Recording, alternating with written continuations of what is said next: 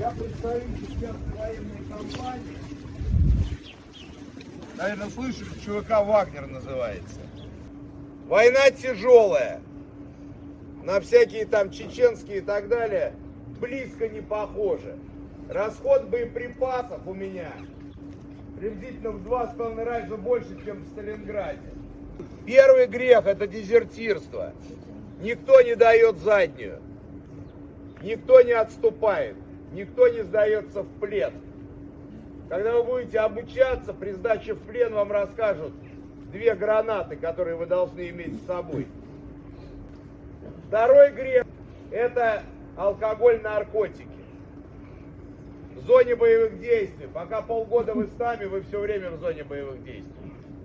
И третий грех – это мародерка, включая сексуальные контакты с местными женщинами, флорой, фауной, мужчинами, там, с кем угодно.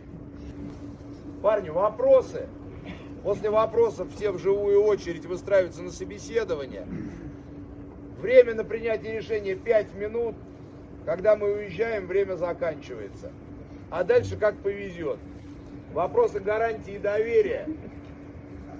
Следующее. У вас есть кто-нибудь, кто может вас в десятки срока отсюда из зоны вытащить? Как вы думаете? Есть 2, кто вытаскивает. Это Аллах и Бог в деревянном ящике. Я вас живыми забираю. Но не всегда живыми возвращаю.